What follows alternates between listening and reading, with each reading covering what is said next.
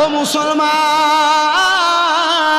আমার নবী কয় যেই ব্যক্তি মাঘে রমজানে রোজাগুলা রাখবে, রোজাগুলা রাখার পরে সে যদি ইফতার করার মুহূর্তে তার কোনো মুসলমান রোজাদার ভাইকে তার টাকা পয়সা দিয়া 1 গ্লাস দুধ দিয়া যেন ইফতার করায়, যদি না পারে সে যেন খেজুর দিয়ে ইফতার করায়, যদি তাও না পারে সে যেন 1 গ্লাস পানি দিয়ে ইফতার করায়। নবী গো কেন গো?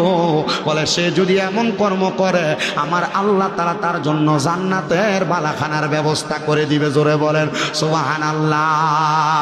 এই জন্য মুসলমানেরা সামর্থ্য অনুযায়ী এলাকার ফকির, এলাকার মিসকিন, গরিবদের মাঝে ইফতার বন্টন করবা, যারা অসামর্থ্যবান তাদের মাঝে ইফতার বন্টন করবা।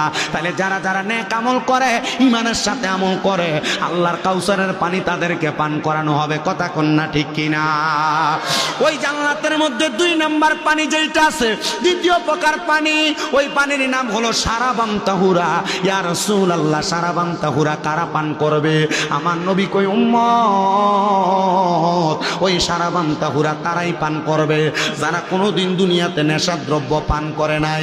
আমাদের সমাজে এমন অনেক মানুষ আছে যারা মদ, ফেন্সিডিল, গাঁজা, ইয়াবা অনেক কিছুই খায়। নেশা করতে করতে বাড়িতে দেয়া বউ ফিডায়, নেশা করতে করতে ঋণ করে নিজের বাবার জায়গা সম্পদ সব বিক্রি করে। আপনারা বলেন এমন নেশাখোর সমাজে আছে? মদখোর, ইয়াবাখোর, গাঁজাখোর, নেশাখোর এগুলা সমাজে আছে না নাই? আস্তে কথা কয়, ধরে কয় না আছে না নাই? বহু এলাকায় গেলে বিচার দেখ হুজুর বাড়ির কলডি চুরি করে লয়া জায়গা, এই নেশাখোর গুলা নেশা করার জন্য নেশা করে মাতাল করে সব চুরি করে নিয়ে জায়গা। আপনারা বলেন এমন নেশা করার জ্বালায় সমাজের মানুষ বড় অতিষ্ঠ হয়ে গেছে। এই নেশাখোর গুলা পতন হওয়ার দরকার, কিন্তু এরা পতন হবে না, এরা পতন হবে না, এরা পতন হবে না। কারণ নেশাখোর গুলা নেশা করতে করতে এদের নিজের সেন্সলেস হয়ে যায়, ব্রেন শক্তি হারায় ফেলে। কথা কন্যা ঠিক কিনা? এই জন্য যারা কখনো নেশা করবে না রে নেশা,